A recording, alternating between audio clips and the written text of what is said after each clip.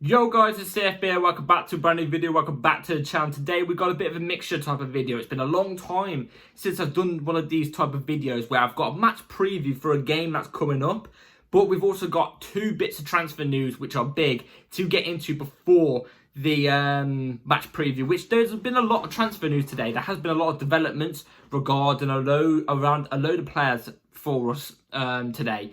But I've took two main ones because I think we can get through two and a preview. So before we do get into everything, because we've got a lot to get through, please like, subscribe, hit the bell notification so notified every time I upload a video. Also, first link in the description is my streaming channel and my second channel. Go and check that out, be very much appreciated. And also just before as well, we're trying to reach 500 subscribers before the end of this current season. Let's see if we can do it. Without further ado, let's jump straight into it with the news straight away. Because like I said, we've got a lot to get into today. With Osimhen, what's the recent regards to Osimhen? Because there's been a lot cooking up and I've got a lot to explain because, you know, here's my opinion on everything. So let's get onto this from Fabrizio Romano. So it's on Chelsea now. If Chelsea can agree a salary now with Osimhen, he will fly to London. If not, he will say thanks and go to Saudi. That was at half 4 this morning. Well, this afternoon, you know what I'm trying to say. There's been a load of things flying around. You know, the fact that Al Ahly are flying over to Italy. And a lot of people, our fans, are worried about that, saying, oh, you know, he's had encouragement and, oh, you know, stuff like that. Look, calm down, calma. Why do I say calma for? Because it's normal. You know what I mean? Osimhen's only two options are Saudi and Chelsea. Let's just say we drop out and go, nah, forget this, we don't want you or something like that, just out random. And Osimhen does reject Saudi, you know, 2 days before, I don't know. Let's just say he rejected Saudi now. And, you know, in a day later, we drop out and go, nah, we don't want you now. We want to go for Ivan Toney, which pray to God that doesn't happen, even though I like Toney. Then Osimhen would have nothing back to fall back on. He literally wouldn't. He'd be playing no football for the rest of the year because, you know, everything's gone. Do you know what I mean? Everything's gone. I don't think he wants that. So Al Ahly flying over to Italy is completely normal, completely, you know, that's nothing to do with Osimhen betraying us or anything like that, like I've seen some people say. It's nothing like that. He needs something else to fall back on just in case, you know, we don't take him on, which there's rumours that the Saudi club have offered 500k a week. Look, we ain't going to match that, but it's not about that. I think it's just matching a wage Osimhen's happy with. We're negotiating right now. It looks like the fee with Napoli is not a problem. So that's why we're negotiating personal terms now. Let's hope this gets done. I have a feeling the personal terms will be done by tomorrow because I don't think Osimhen's going to hold out until Friday just in case. Because, you know, like I said, he's got to fall back on something else. So, look, don't worry, don't panic. At the moment, everything's going in the right direction. It's going in the right direction. It's positive. Also, in the sense as well, what can we fall back on if it happens? Because let's just say it does get to Friday and nothing gets resorted or whatever you're going to call it. And we've got no backups then. We've got no top striker to come in because we made no moves. Do you know what I'm trying to say? So everything's pointing in the right direction at the moment. So, yeah. Let's bit of transfer news real quick to get on. This is quite a nice one. So, Chalobah has impressed many within Chelsea with how he's handled everything that has been thrown at him. Chelsea could listen to offers for Disasi instead. Brilliant news, because I think Disasi is not Chelsea quality. Look, everything he does off the pitch, brilliant. He's a good man. But Chalobah is the best man. You know what I'm trying to say? And he's a better footballer by a lot. He can play right back better than Disasi. He can play centre back tremendously better than Disasi. Chalobah was the one to easily keep anyway. Disasi will get more money for. You know, we put Trevor up for 25 million. Nobody's going for him, even though I think that's an absolute bargain. I think Chalobah is a 45, 50 million pound player. I think he'd walk straight back into the 11. That's how good I think Trev is. And he's so brilliant. You know what I mean? And, you know, I just love Trev, man. I think he's top quality. Top quality. If you don't rate Trev, you don't know ball. Simple as that. So I'm hoping this is true. I hope Trev can stay. Hope he slightly makes his way back into the side and proves everybody wrong like he has done on many occasions before. So that's brilliant to hear. Anyway, let's move on to the match preview. One thing I will say about it as well is there is no Trevor Chalobah in the match preview in my squad. So anyway, let's get straight on to the match preview. Servette versus Chelsea. Servette versus Chelsea. We are travelling all the way to the Swiss ground to play in the second leg of the playoff. The fact we have to play 2 legs in the playoff, I know it's fair because obviously home advantage and stuff like that, etc., etc. But, you know, 2 legs for a playoff, it's just a bit like, want the full thing. What was the point in the playoff anyway? Just give us the full table, everything like that to straight away get onto. We're not even into the big stuff yet of the Conference League, and the Conference League isn't even big. But we travel all the way there, and it's not going to be an easy game. We saw that actually in the last game we played against Servette when they came to the bridge. They came to the bridge, and I actually think they actually did quite well. I think they did quite well. They threatened us on a couple of occasions. I do think maybe it was slightly down to us, you know, putting out a weaker side. But also not just that, us maybe thinking Servette were going to be too easy. I think that might have played a part into it. But Servette should be a game we should be winning 4-0, regardless if we're home or away. But they gave us a good run for our money in the last game. They really did. And I think we have now found something based off of the Wolves game, especially in the second half. I think we found something we can now capitalise on. A certain way of playing. I think that Wolves game is going to give us a boost, especially going into this game against Servette, who are not the let's be real, they're not the hardest opponent, are they? That Wolves game should have given us a massive boost. We should be going into this game winning by a large margin. Again, no offence at all to Servette. No offence to Servette at all. I actually gave full praise to them when they came to the bridge because they weren't scared of us. They wanted to go toe-to-toe with us. You know what I mean? It's just, we have the quality over Servette, obviously. We've got the quality by a margin over Servette. So we should be going through regardless of the result. You know, we should be winning either way. Like I said, my match prediction should be at the very end of the video. You'll get that at the very end. But we have had news that Lavia is not going to be back for this game. He's not going to be back for the weekend game as well because we've got an international break, I think, after this week. By the way, as well, international break after only 3 Premier League games. Ridiculous. At least do it after 4 or 5. I think it's abysmal. Absolutely abysmal. The amount of international games they throw at people nowadays, I wonder why players constantly get injured because it's just pointless international games all the time. But Reece James and Romeo Lavia won't be back until after the international break. It's precautionary. They're managing muscle overload just in case. They have suffered, obviously, injuries, especially Reece James. He suffered a little injury. Lavia apparently was literally just minor injury, but they're just saving him for the bigger games. Rather saving them for the bigger games. And it's completely understandable because even with the way Crystal Palace have been as of recently, I thought they would have been a tough team to play against. They've been losing a lot of games, and that's obviously the game we play next. That's when you're going to want your best players. And that's why, in the lineup I'm going with today, I'm going for switch around again. I think it would be quite nice to see some youth players used in this game. You know, a player like a Chiampong and a player like Tyreek George used in this game to see how they do. Because, you know, maybe a Washington on the bench, even though I think Chelsea should sell him, cut their losses, you know what I mean. But use these type of players in this type of game because I don't want to see Malo Gusto play again and then get a muscle overload injury or something like that, or a hamstring injury in a game which we should be effectively winning, even if we got a Champong or Disasi or anybody at right back. Do you know what I'm trying to say? Cucurella at right back.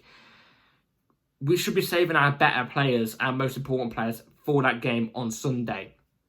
Give some youth players a run. I feel like they're good enough to go toe-to-toe with a Servette. No offence to Servette again. I feel like they're good enough to go toe-to-toe with those type of teams. We saw in pre-season, they're very talented players. So I would like to see that in today's game, well, tomorrow's game. So, without further ado, because there's not much to chat about to do with Servette, because they don't play in the Premier League. They play in the Swiss League, a league that I don't even watch or anything like that, or look at any highlights or see any of. I don't even know any Servette players, so I can't go that much into detail like I do in your usual match previews. But that's going to be the struggle with Conference League previews, unfortunately. I'm sorry about that, guys. But we're going to get into the team lineup I'll go for tomorrow anyway.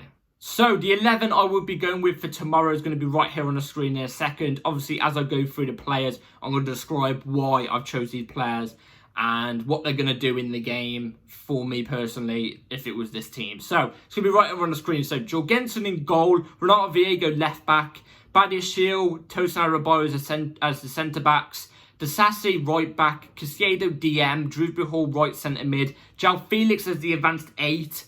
/10, Mudryk off the left, Guy off the in striker. I was gonna say off the right then, in striker. Palmer off the right. Now, why have I chosen these players? So Jorgensen, obviously, give him a run in. Give him a run in. He looks quite decent against Servette in the first leg. We know that Maresca's came out and said unless Robert Sanchez actually has blunders, then Robert Sanchez will be starting in the league games, Jorgensen in cup games. So, completely understandable. Jorgensen in goal. Viega is the left back. Now, why have I chosen Viega as the left back? Because I also want to save Cucurella. Just like Disasi, I've chosen Disasi at right back because I also want to save Gusto. I would have Trevor Chalobah there, but I think Disasi will be played tomorrow to maybe enhance his price a little bit, if it even happens, because he's the one that we're looking at selling now. If it happens, I still maybe think Disasi will probably stay, but yeah, Trev's not even in the squad. Disasi is, so you know what I'm trying to say. So I'd have Viega inverting into the midfield because I feel like he'd do that job better than he would at centre-back compared to Disasi, where I think he would do better at centre-back. Imagine Disasi inverting into midfield. Oh my God. That might be one of the worst things I think I could ever imagine in the top of my head or see. So Disasi, I would have tucking in as a right centre-back. Tosin Adebayo would then turn into a central centre-back, which I think would do quite well. I think he's the best central centre-back we've got at the club if we was to play a 5 at the back. And then Badiashile will turn into a left centre-back, as he technically is right here, right now, just in a free. So yeah, I chose all these lot because also I want to save our better players for the bigger matches. So yeah, Caicedo as the DM. Like I always say with Caicedo in DM, I choose him in the DM position because I think he's much better than Enzo in the DM position. I know we've got, you know, there's nobody really else to turn to in the DM position anyway, because obviously Lavia is being protected right now, which is completely understandable. So Caicedo, give it him. Because also I feel like fitness-wise, he's a player who never really gets injured, and he's a player who never really gets fatigued, who can keep playing. A bit like Kante in that sense, he's just got stamina, except from he's not everywhere across the pitch, it's just one in one body. So, I'll go with Caicedo in the DM. Hopefully he builds his form up because he looked a bit rocky against Wolves. Dewsbury Hall, right centre mid. Again, saving Enzo for the bigger game. Dewsbury Hall, again, it gives him time to build chemistry with the team as well, because, you know, he's only been coming off the bench as of late, which is completely understandable as well. But it gives him time to build that chemistry with the team. I don't think he's been doing as bad as some people have been saying. Some people have been saying he's been shocking and stuff like that. I don't personally see it. I think he's been okay. But he's not really had that much time to, you know, show his quality, has he? Because he's been coming off the bench every 20 minutes. So, yeah. I'd have Dewsbury Hall there as a right centre mid against Servette. He should be doing that comfortably. He knows Maresca's system, you know, etc., etc. João Felix as the advanced stage /10. Again, basically like Dewsbury Hall. Give him that role. Give him time to build the chemistry. Give him time to build his fitness. Give him time to have the feel of Chelsea again. Because he's only just come back. He only came back, what, 5-6 days ago we announced him. He played against Wolves, got a debut goal against Wolves. Brilliant. Brilliant. But give him that start against Servette. Maybe take him off after 60 minutes and bring on an Nkunku or something like that. Do you know what I'm trying to say? So, Felix, I have no doubt he'll probably score against Servette. If he starts, I think he'll score. Even if he comes off the bench, I still think he's going to score. So, I'm going to go with Felix there. Give him his time to build. Mudryk off the left. Surely, I know he wasn't great at all against Servette last time. But surely, maybe that was just a one-off. If he doesn't perform against Servette again tomorrow, we've got conversation to talk about, because no offence to Servette, or like I always say, in fact, I'll give him props to Servette. But, you know, Servette aren't a top Swiss team. They're not. They're not one of the top Swiss teams. They're actually probably a middle ground Swiss team, so like mid-table-ish. If Mudryk can't do it against a mid-table Swiss team, I'm sorry, he can't do it in the Prem.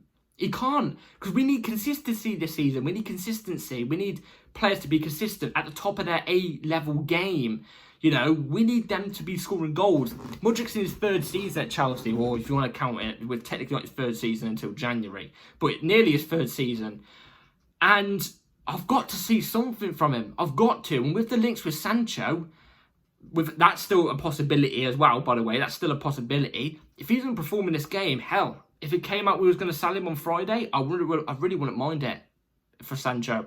But I've got to see some sort of improvement. He has to do it against Servette. He's got to offer something against Servette, surely. So, there's that. Cole Palmer off the right. Again, with Cole Palmer, we've got no other right wingers. I think for right wing as well, I think we've got to be starting Noni against Crystal Palace. I feel like that's an absolute must. Save him for that game, because if we start him in this game and he gets an injury, then we're going to look like absolute fools. Absolute fools, because he should be ready for the big games. Look at him. Look at the game that he had against Wolves. You know what I'm trying to say?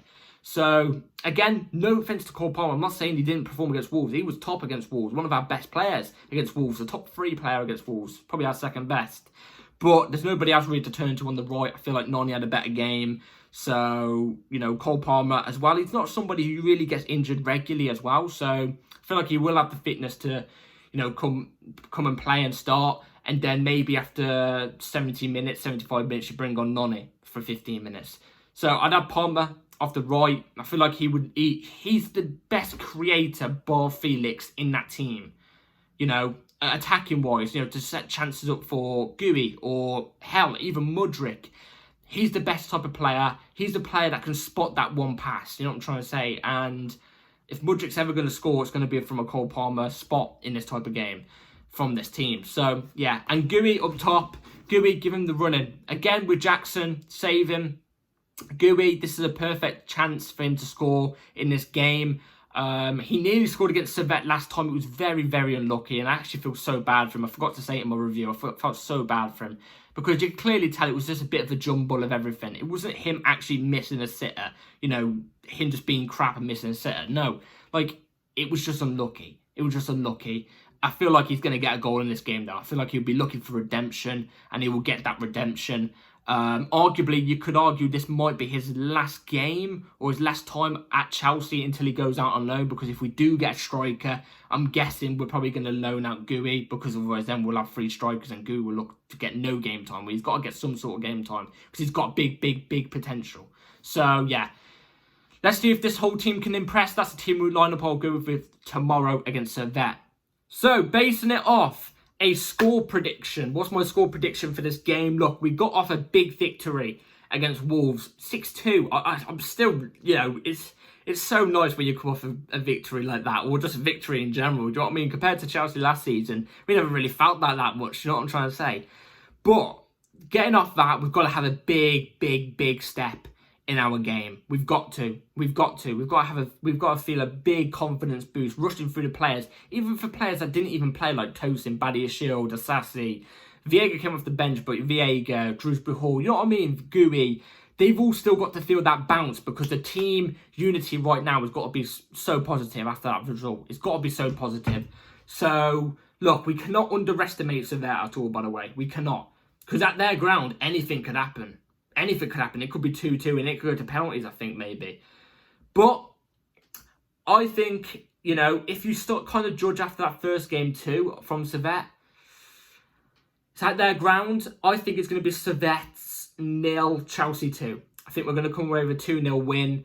I think it's going to be convincing. It's going to be one of those games where we create loads of chances, but we're not going to be able to finish our chances. That's what I think this type of game is going to be. With this team as well, you can kind of understand the sense we don't finish all of our chances, because it's not even our first team. But, like I said, just get through, get it over and done with, and we can think about the next Conference League, whatever is up next after. So at least we'll be progressing. So I think it'll be 2-0, because I do think it might be slightly a bit more of a struggle than what players on the pitch might think. But, yeah, so that's it for today's video, guys. Let me know in the comments down below what you think about the Osimhen news. You have confidence it's going to be done. Trevor Chalobah, do you reckon he's still going to be sold? Do you reckon he's going to be interrogated into the squad? The lineup and everything. Let me know in the comments down below what you think about everything, score predictions too. And yeah, please like, subscribe, hit the bell notification, because videos becoming like mad. Like mad. We might get the Osimhen Here We Go tomorrow, so make sure the bell notification's on. Like, subscribe, and have a good rest of your day and night. Peace.